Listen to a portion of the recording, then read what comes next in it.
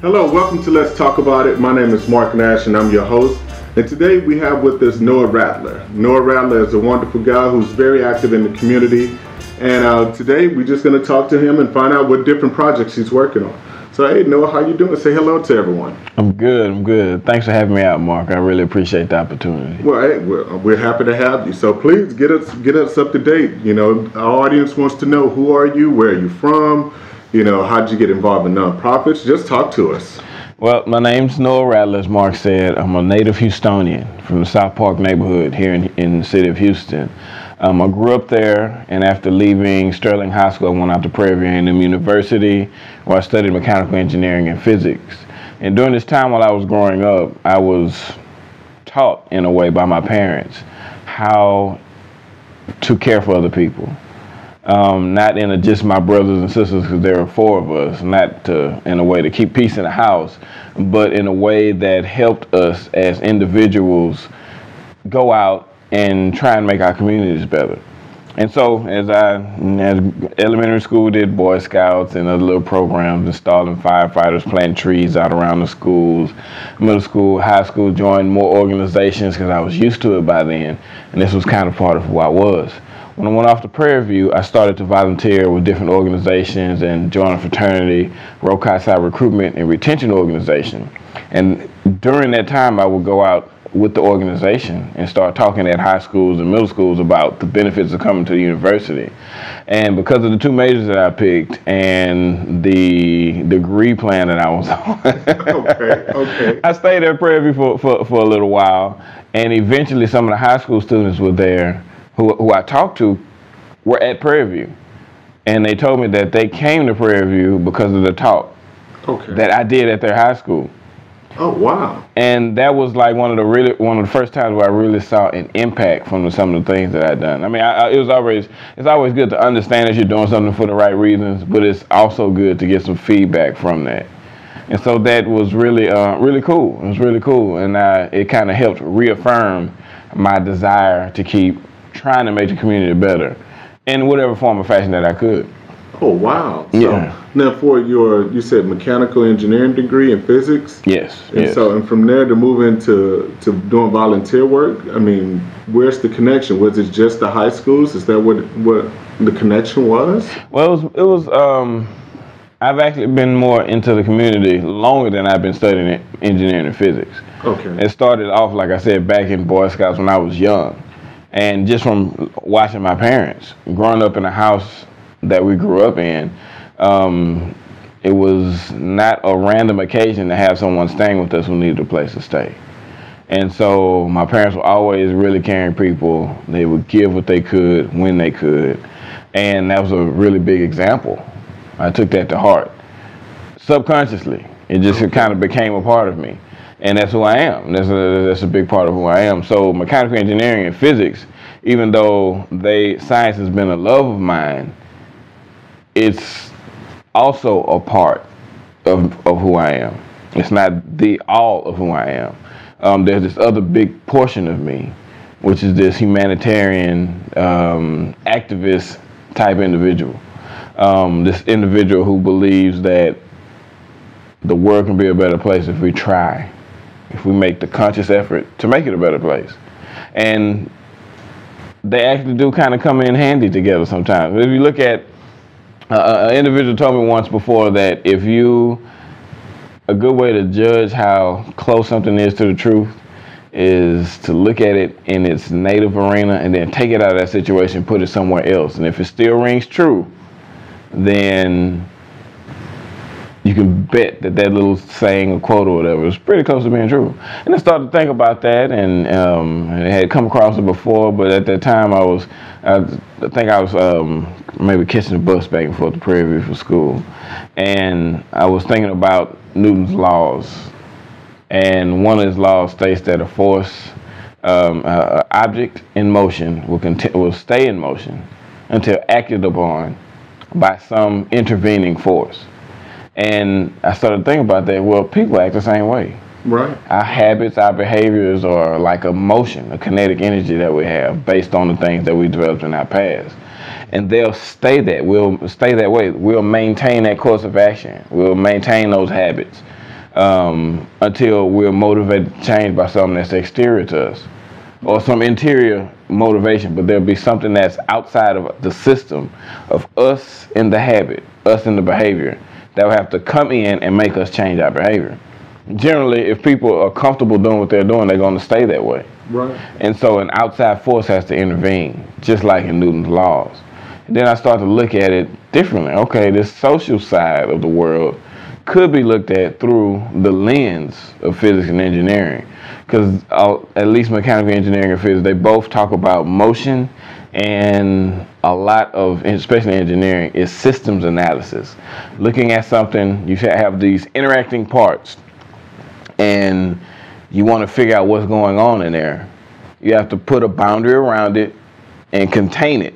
Figure out a way, a reference point from which you're going to judge the actions going on in these interactions. And so when you do that, you create a system. And when you know what's going in and coming out of the system, you can kind of start to evaluate how it's working, with the what's making it work well, okay, what's making it work bad, what's hindering the efficiency of that system. And you look at our society is the system itself. Mm-hmm. There are a lot of things coming into the system, into society, and a lot of things coming out of it. We have a lot of products. We have things like VCRs, pollution, the space program, bioengineered food, organic foods, holistic medicine, cures for different diseases that existed and are almost wiped out by now, and new diseases that pop up due to different parts of the human condition. And so all of these things that come are part of the system that we are. And I figured if we started to, at least if I started to look at it through that lens, I'd be able to start to find some solutions to some of the problems that we have. And that's how I wound up eventually getting onto homelessness, how I wound up looking at it. Because once I started volunteering in 2005, okay, after I finished my first degree at Search Homeless Services, what I would do is ride on the van, the mobile outreach van. We go out to the community and take food and blankets and mosquito spray or whatever is needed for the people, the people who will be living out there on the street. And we, the purpose of it was not to just give out food or give out blankets. The purpose of it was to build relationships with our brothers and sisters who are out there. Okay. And a lot of times there'll be case managers out there with us, and permanent, most of the time it's permanent staff with Search. They'd be out there and following up on clients and people that they were working with, trying to make sure everyone had what they needed. But that weekly act of going out several times a week and bringing food and blankets and just checking on people, right, will help build up trust. And trust is what's needed to have a strong foundation and support system. And so that's how I started. That's how I got into the homeless arena. And once I started doing it, I started to understand how complex it was. Okay. Once if you look at the homeless population, if you stand out far away from it, it looks like a homogenous group. It looks like it's pretty. Just mentally disabled and veteran, right? Oh, the guy panhandling who looks like he's crazy. Yeah, the crazy people. That's what you think. That's the stereotype. That's what I thought. That's what a lot of people think, because we don't look as deeply into it as we could. But the closer you get to it, the closer and closer and closer, you realize that the fastest growing group of homeless people are women. Okay. You start to understand that 40% of the homeless population are children. Okay. Out of 5 million homeless people in the United States, 40% of those are children, almost half. One of the startling statistics was 49% of the homeless population was African American. Oh, wow. Well, we're 13% of the population, the general population. Okay. And other things just made me see that it was much more complex, and it was more of a system than a unilateral thing. It was more heterogeneous than homogeneous. Okay. And so with the systems analysis mind frame, I started to look at homelessness and the population as one of the outputs of our society. Okay. You have all these things that go into our collective experience, and some people get lost in the system. Some people get pushed out of the system, and for different reasons, be it health care, the criminal justice system, inadequacies in the educational system, or just having a support system that breeds the mentality that's needed to survive in the society. Right. And a lot, or tragedy. Often it is a mental illness, especially post-traumatic stress. Not necessarily due to war, but just life. Right. Traumatic things happen all the time to good people. Right. And without having the tools and the resources that are needed to recover from those things, it's hard to get back from it. Right, right. I agree. It's hard to get back from it. And so it's a systemic problem. And for the solutions to come about, we have to look at it from a system standpoint, not just the individual. Okay. Every person who is homeless, who winds up off the street, has to make an individual decision, and they need a support system that is tailored to their individual needs. Mm-hmm. But to end homelessness is a systemic problem.